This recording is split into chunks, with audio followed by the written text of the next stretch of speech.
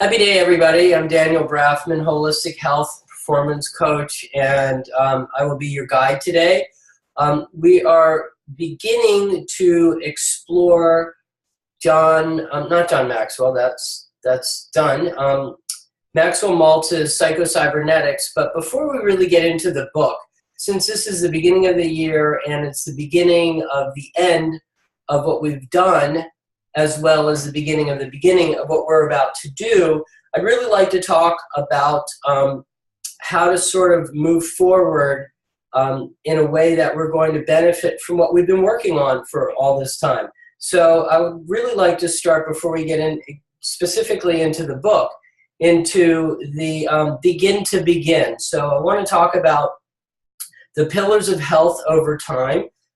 As a holistic health practitioner and coach and missionary, I really want to emphasize going forward and repeat and repeat and repeat, because this is a virus that I definitely want to spread, is that if we continue the homeostasis model, the one that is static and fixed in time, we will never break through the allopathic medical and health model, which is where we're stuck and why we're so sick at this point. So I want to introduce the idea of homeodynamics, which is, recognizing that, time and activity have to be included in the way that we look at things. And that's really relevant to all of what we're going to do going forward. And I want to talk about the pillars of health over time. Number one is stress coupled with resiliency. Number two is diet, as in the Latin verb dieter, meaning way of life. Detoxification, how we're getting rid of what is actually negative within our existence, whether it's strictly information or whether it's actually substances in the body. It doesn't really matter. The cells don't know the difference. Connection, or building relationships, and making sure that the relationships that we have and that we maintain follow these pillars as well. So they need to, be able to experience stress coupled with resiliency. So we need to actually have healthy relationships that are dynamic in nature. And then quiet as a pillar. So quiet is my opinion, the pathway to our unique perfection. Perfection is an inner experience, an inner place. It's not a place like a geographical place, but unless we learn to meditate in some form, and that can mean a lot of different things, I'm not going to get into that today, we're really never going to be able to cultivate our actual perfection. We are unique beings to a large extent, and yet in the externalities, all we do is live a comparative life.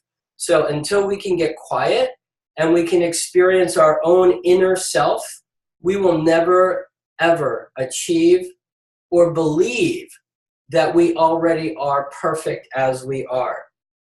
So those are the pillars of health today, that I'm going to be sharing, and I'm going to be weaving these messages throughout all of our lessons, through this book, through other books that we do, or even just having conversations with people. These are viruses that need to get traction. So please, repeat them and repeat them and repeat them. The pillars here: stress coupled with resilience, diet meaning way of life, detoxification, connection, and quiet, or meditation if you prefer. As we begin this year, I want to also end last year in a productive way. So before we move forward and take on a new experience of information and trying on new ways to be, really like to be clear that we're not just doing more of the same. It may be a new book, but you may be going to a therapy every day, or forever, or however you do it, or whatever you do. You go do something, but if all you do is show up, and you actually don't show up with the intention of doing the work, putting things into action, you really just living Groundhog Day. Call it a different book, but it's the same story. So if you want the story to change, you really need to look back. And so I'm going to ask everybody, on this call, have you ended the year the way you intended the year? Or did you repeat the year that you had before? You know, have you ended the year accomplishing what you set out to accomplish at the beginning of the year? You know, we're far enough into 2018 that 99% of the people that have made resolutions have already forgotten their resolutions. And that's a perfect time to actually go, good, because resolutions are not actions. Resolutions are promises that are almost never kept, and they're promises to self, so that's a very, very sad truth. Anyway, so, you know, to repeat the year wanting what you wanted at the beginning of the year again, because you didn't earn what you wanted through the activities of the year. So, you know, earning what you didn't get based on what you didn't do. Before we move on, let's make sure that we're already committed to clearing, cleaning, you know, detoxifying. If you began the year thinking I'm going to end the year in a better financial situation and you didn't, don't just keep making that same wish without looking back and saying, well, what lesson didn't I learn? You know, throughout the year, you have to learn your lessons. And if you don't learn the lessons, then, you know, it's Groundhog Day. So, you know, before you move on, let's be clear that, you know, for all intents and purposes, depending on your age and depending on how long that you've been sort of making promises to yourself, you know, this is 2018, and, you know, there are a lot of people who are living exactly the same year that they lived in 2010 and 11 and 12 and 13 and 14. In fact, we're all doing that to a certain extent.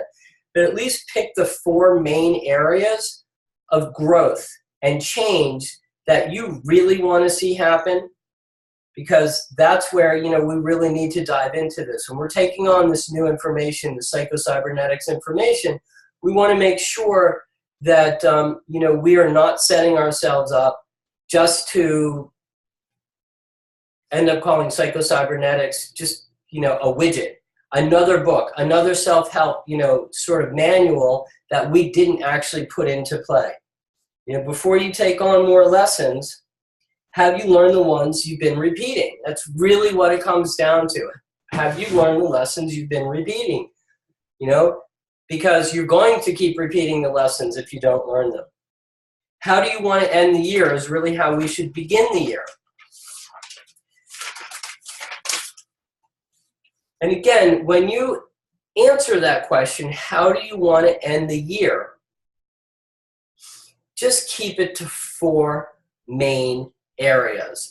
You know, if you overreach, you're setting yourself up for failure at the beginning. But set your target, set 4 distinct targets, because that's where doing the psychocybernetics program is going to become a very helpful tool to make sure that you don't keep repeating and you don't keep ending years, you know, prepared to begin the year exactly as you ended the last year, which is wanting the same things over and over again. You know, you have to earn it. You just have to, you know, commit to the daily activities and not worry about, you know, the target as much as the activities that build the capability to hit the target. You know, schedule what I'm calling the insurance activities. Don't be overly specific. As you're going to learn in psychocybernetics, you know, we have these sort of, you know, we're like guided missiles. Once you have sent the missile off to hit a target, it doesn't fly directly at the target. What it does is it has a very sensitive servo mechanism built into the computer that we call its guidance system. We have our own, you know, machine that is our guidance system, which is our conscious and our subconscious mind. And it's the subconscious mind that we really need to, you know, start to learn something about, because that's the part that's really sort of guiding our direction, but it's doing it without us knowing it's doing it. So we really need to learn something about that. But, you know, schedule the insurance activities and don't be overly specific. As long as you know where the target is, on a day-to-day basis, when you get off of target, and the better you get at it, the more sensitive you get at it, the straighter the line is going to look. But there's no such thing as a straight line from point A to point B in life. There are always going to be oscillations. So, really develop the writing mechanisms toward your goals. The target, time, motion, correction, target. That's really the order of things here. You've established a target, you're setting the 4 things that you want to accomplish, the big 4 things that you want to accomplish, time and motion, your daily activities. Check where you are in relation to the target. Make the correction.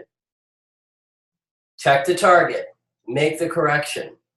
Those are the activities. That's the way that you get there. And let go of what misdirects you.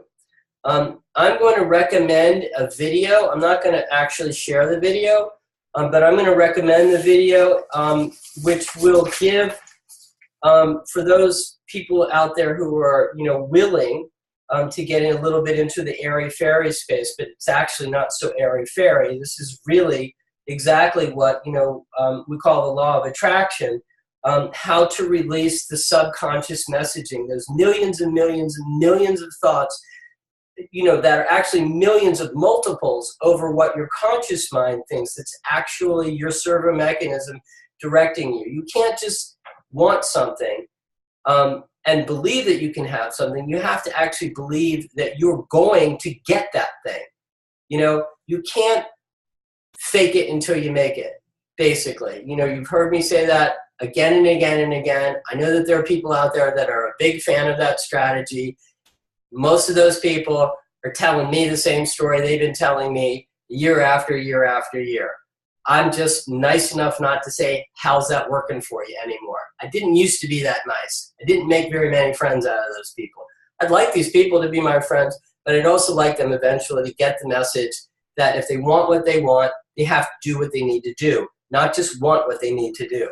So here's the YouTube. It's youtu.be-7 capital Q O lowercase q 75 dash capital D capital Q lowercase m the number 4. And if anybody really doesn't get that through the reading of it, you can certainly send me a note, and I'm happy to send you the link.